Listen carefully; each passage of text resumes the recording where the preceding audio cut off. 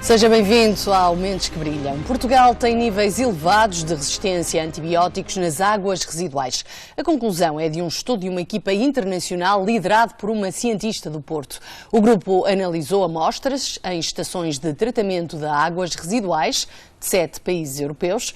A minha convidada, a Célia Manaia, da Escola Superior de Biotecnologia da Universidade Católica do Porto, a quem agradeço a disponibilidade de vir aqui ao Porto Canal ao Mentes que Brilham. Senso comum, ou pelo menos senso comum na ciência portuguesa, é que já se sabia que os níveis de resistência a antibióticos são mais elevados nos países do sul da Europa do que no norte da Europa.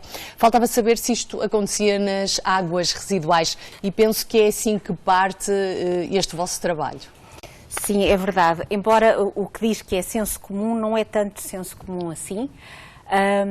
Essa conclusão de que a resistência a antibióticos é mais prevalente nos países do sul da Europa do que no norte resulta de um esforço a nível europeu que é feito pelo European Centers for Disease Control and Prevention, que desde há 12 anos que faz esta monitorização em isolados clínicos, ou seja, em bactérias que causam infecções em ambiente hospitalar. E, efetivamente, verifica-se que há um gradiente crescente de norte para sul da Europa, em que a resistência é mais comum nos países do sul da Europa. E, portanto, nós tínhamos algum interesse, do ponto de vista de investigação e também de compreender quais são as forças diretrizes para esta contaminação ambiental que nós verificamos, e estávamos então interessados em compreender como é que a resistência em ambiente clínico se relacionava com o que acontece no ambiente, na natureza. E nada melhor do que os esgotos que saem de nossas casas. Os esgotos que saem de nossas casas, na realidade, são o grande reflexo dos micro-organismos que pululam em meio urbano, ou na população que vive naquela cidade. E, portanto, achámos que tínhamos ali o espelho ideal para o fazer. E, portanto, escolhemos países mais localizados a sul da Europa, mais localizados a norte, e fomos comparar não só a água que entra nas estações de tratamento, portanto, os nossos esgotos diretamente, mas também, e essa era uma das questões que nós queríamos ver respondida, se depois do tratamento da água, as estações de tratamento de águas residuais fazem um trabalho absolutamente essencial. E eu já vou querer saber, mas primeiro queria começar pelo início. E portanto, mas porque elas fazem esse trabalho, nós queríamos saber, ok, e quando fazem este trabalho, quando limpam a água, as águas ficam igualmente limpas em todo o lado ou realmente continua a persistir essa diferença? Essa foi a nossa grande questão e foi a questão à qual nós conseguimos encontrar uma resposta, para a qual conseguimos encontrar uma resposta que... Então comecemos por aí. As nossas ETAR estão a funcionar bem ou não? As nossas ETARs, ora bem, nós temos que primeiro começar por pensar o que é funcionar bem. A maior parte das estações de tratamento de águas residuais que nós temos hoje em dia foram pensadas há anos, a maior parte delas há mais de 20 anos. O que significa que os problemas ambientais que existiam à época eram completamente diferentes das que temos hoje. Portanto, à luz desse tal tempo e dessa tal época e também da legislação que temos atualmente, estas estações estão a funcionar perfeitamente bem. A verdade é que nós hoje temos uma série de contaminantes, aquilo que nós chamamos de contaminantes emergentes, que não existiam há uns anos, ou pelo menos não era uma preocupação há uns anos e hoje são. E, portanto, quando nós começamos à procura destes pequenos problemas, é óbvio que os encontramos. Portanto, as estações de tratamento de águas residuais funcionam bem, mas não funcionam suficientemente bem para eliminar alguns destes problemas que nós estamos a encontrar. Agora, as soluções não passam por nenhuma iniciativa individual, nem podemos, provavelmente, pensar que o operador A ou B portanto, quem trata de uma estação de tratamento de águas residuais, que poderia fazer este ou aquele passo para melhorar, porque as questões não são tão simples quanto isso. Portanto, temos aqui quase algo que é preciso refletir a nível global, muito provavelmente fazer e otimizar os processos de tratamento de uma forma que seja mais ou menos adequada a cada região do mundo, porque uma das coisas que nós começamos a compreender cada vez mais é que se calhar tratar uma água residual em Portugal não é a mesma coisa que tratar uma água residual na Finlândia, os desafios são diferentes. Ou na Noruega. Portanto, e é preciso, muito provavelmente, nós termos aqui algum ajuste que vá mitigar este problema de forma adequada em cada uma destas regiões do mundo, que necessariamente têm características distintas. Falando um bocadinho melhor do estudo, 7 países, já agora quais? Já me falou da Finlândia, Portugal, imagino que Espanha também. Portugal, Espanha, o Chipre, E depois tínhamos também a Irlanda, que fica aqui na mesma latitude que nós, e tínhamos depois a Finlândia, a Noruega e a Alemanha. Portanto, foram os países que nós comparámos. E, de facto, quer dizer, se nós compararmos a Finlândia e a Noruega com, por exemplo, Portugal e Espanha, é evidente que o contraste é notável. Também em que medida, para quem não é da área, para percebermos porque é que temos esta diferença tão grande entre países do norte da Europa e do sul da Europa? Há aqui uma nota que é importante, que é os países do norte da Europa, sobretudo os países nórdicos, e aqui a Suécia, que não estava incluída no nosso estudo, mas teve aí uma preocupação muito grande. A Suécia, a Dinamarca, a Noruega são pioneiros a nível europeu na preocupação do controle da resistência a antibióticos. Por exemplo, em 2006 foi lançada uma lei a nível europeu que proíbe a utilização de antibióticos como fatores de promoção de crescimento animal na pecuária. E já antes disto, e esta lei já acaba por ser implementada muito por pressão dos países do norte da Europa, dos países nórdicos, que começaram muito rapidamente a ter esta preocupação. Portanto, eles já há muitos anos que têm uma contenção na utilização de antibióticos importante. E, portanto, eles hoje têm uma situação que podemos dizer que é mais favorável. Agora, também há uma coisa, a nossa temperatura média anda à volta de 20 graus. A temperatura média no Chipre excede claramente os 20 graus. A escassez de água, por exemplo, num país como o Chipre, é notável. E se nós formos aos países do norte da Europa, a temperatura média anda à volta dos 11 abaixo, muitas vezes, dos 11 graus.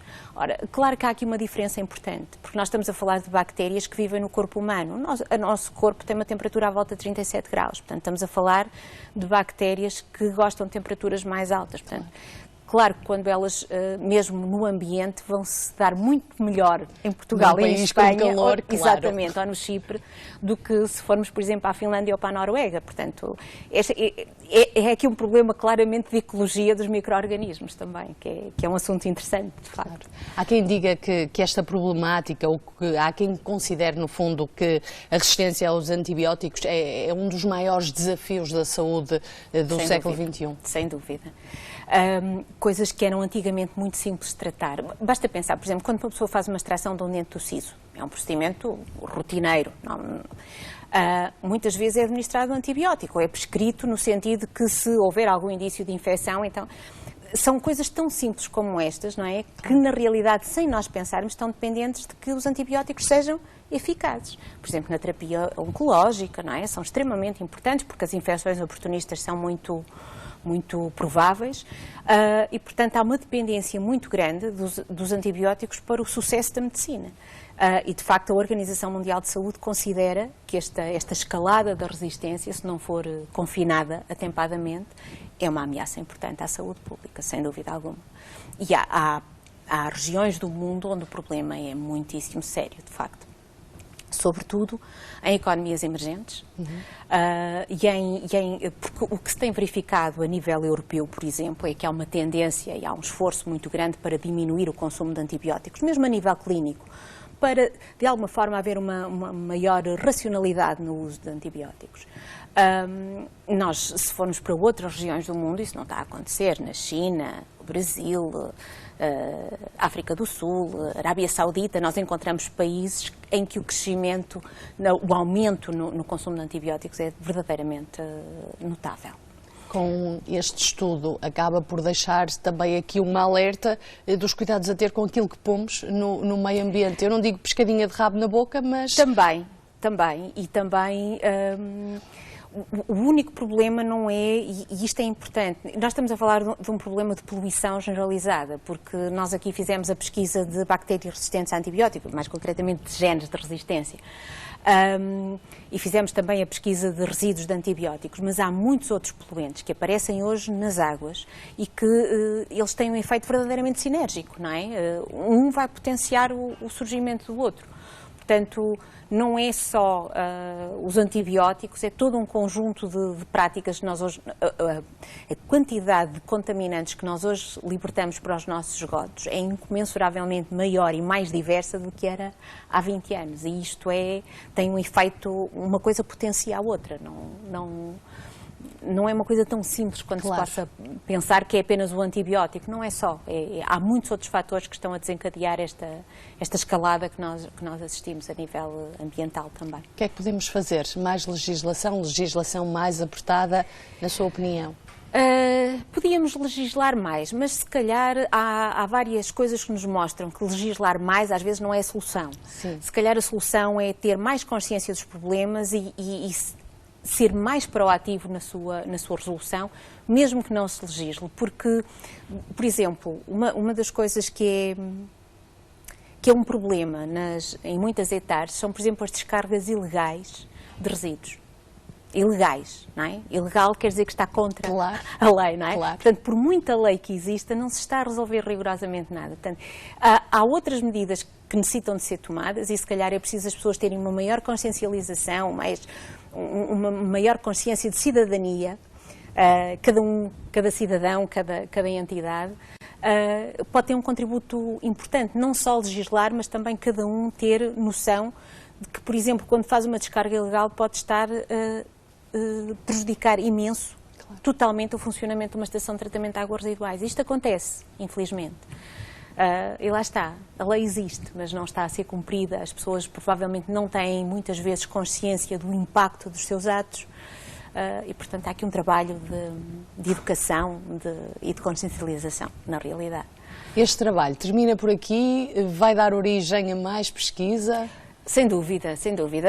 A coisa fascinante da investigação é que uma coisa puxa sempre outra, não é? Claro. E, portanto, temos já um projeto, desta vez com os países do Mediterrâneo, com parceiros de Israel, de alguns países da Grécia e também do norte da África, em que estamos justamente a desenvolver metodologias e vamos estudar metodologias de tratamento de águas.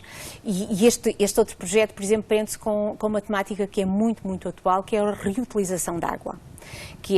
A água é um recurso finito, a água está, de uma maneira geral, toda ela muito contaminada, portanto é preciso tratar bem a água, limpá-la, a água, para que ela possa ser reutilizada designadamente na agricultura, portanto para a irrigação agrícola.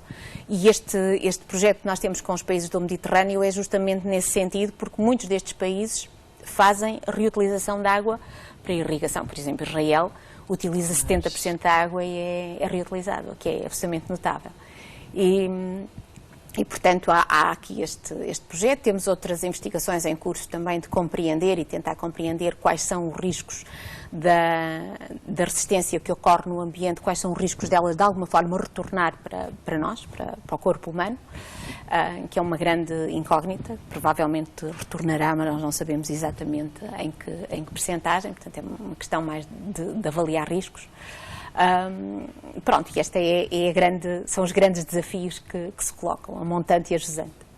Célia Maneio, foi um gosto tê-la cá, apenas de Muito referir obrigada. que este estudo que a trouxe cá foi o primeiro estudo europeu de vigilância a antibióticos nas hectares. Muito obrigada, foi um gosto. Muito obrigada.